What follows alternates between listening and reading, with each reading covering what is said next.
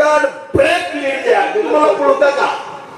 हवा आपला तो प्रतिनिधित्व करत असताना घोटपड सरकार इथं आहे, त्याची जाणीव तर ठेवा.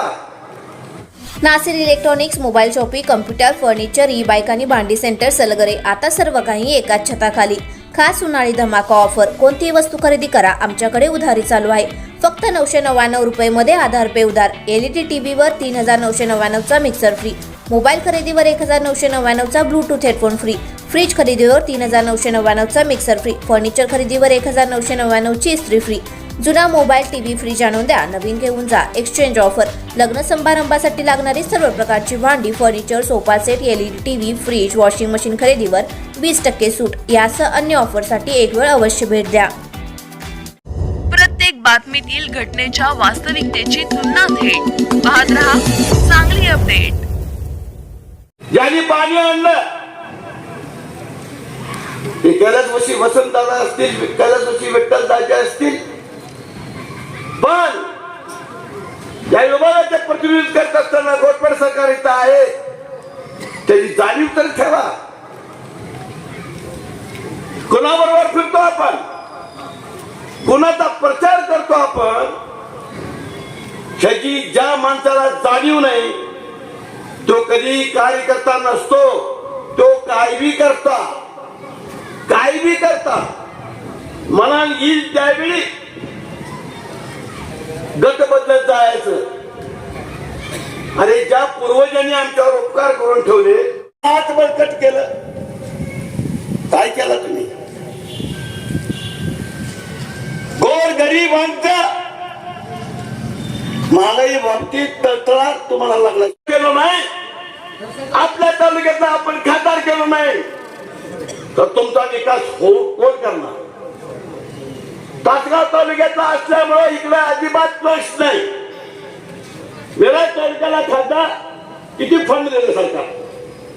त्या मेरठ तालुक्यातल्या कार्यकर्त्यांनी, नागरिकांनी याचा विचार केला पाहिजे. किती फंड दिला? तुमच्या गावाला किती फंड दिला? 39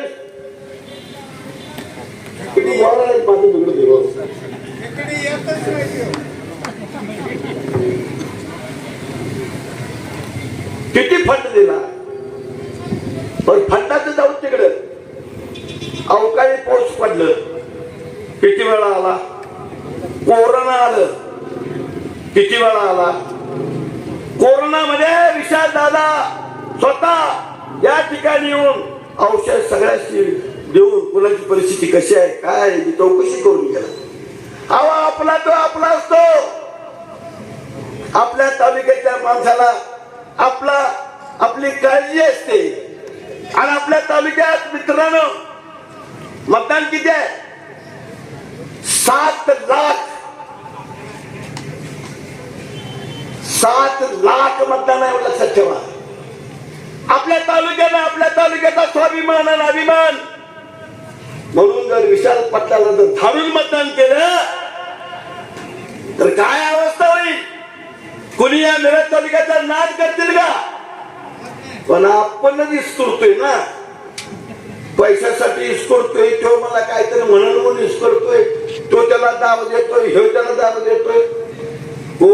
तुम्ही कुणाला मतदान केला कुणाला कळत नाही आणि कुणाच्या दबावाखाली तुम्ही अजिबात काही करू नका. उघाड जर तुमच्यावर दादागिरी करून केली, सरकार आहे सुरुवात होता विशाल दादा आहेत, एक फोन केला, उघड दादागिरी कुणी केली. पण आणि संयमाने जाणारे माणसावर संयमाना तुमच्याकडे आम्ही मतदान मागतोय. वैचारिक पद्धतीने तुमच्याकडे आम्ही मतदान मागतोय. आतापर्यंत त्या 60-70 वर्षामध्ये मोदी गावात तुम्हाला दिसला होता इथं कधी आता मी एवढं त्याच्याबद्दल तुम्हाला पुरवता का? 6,000 देतोय म्हणून ते 6,000 कसं देते तुम्हाला सांगितले. आता अशाच पद्धतीनं त्यांचा कारभार चालू आहे. सगळ्यांनी सावध राहणं ही निवडणूक आहे. या निवडणुकीमध्ये गावातलं काय भांडण करू नका. तो मला खुरपण दिलं नाही, तो माझ्या मायताला आला नाही, तो तसंच केला, मला बोलवलंच नाही, असलं काय भांडण करू नका. ही लोकसभेची निवडणूक आहे, ग्रामपंचायतीची निवडणूक नाही. हे देश कसा चालवायचा हे तुमच्या हातामध्ये आहे. आणि तुम्ही ते येत्या 7 तारखेला निश्चितपणानं विठ्ठलदादाला समोर ठेवा, वसंतदादाला समोर ठेवा, घोरपडे सरकारांना समोर ठेवा आणि बटन दावा. त्यावेळी हे त्यांचे उपकार तुमच्यावरचे फिटणार आहेत तर फिटणार नाही. आणि म्हणून अनेकदा विनंती करतो, विशाल दादाला आपण यावेळी प्रचंड मतानं त्यांच्या पाठीच्या चित्रावर शिक्का मारून तरुण पोरांना मी कळकळीची विनंती करतो. हे 2च दिवस तुमच्या हातामध्ये आहे, 3रा दिवस तुमच्या हातामध्ये नाही आहे. तुम्ही त्याच्यानंतर कपाळावर हात मारून घेऊन बसला ते परत येत नाही. सगळ्यांनी बाहेर पडा मतदानाला. मेरा तालुक्यातून लीड असणाऱ्या रेकॉर्ड ब्रेक लीड द्या मेरा तालुक्यातून. मग आम्ही सरकारला म्हणू कौतुक मंडळामध्ये कमी केला, मग विचारा म्हणू, आज पडेल म्हणू, आमचं कमी यांना कसं विचारायचं. म्हणून मिरज तालुक्यातल्या सगळ्यांनी एकत्रितपणे आला आणि मतदार बाहेर काढा.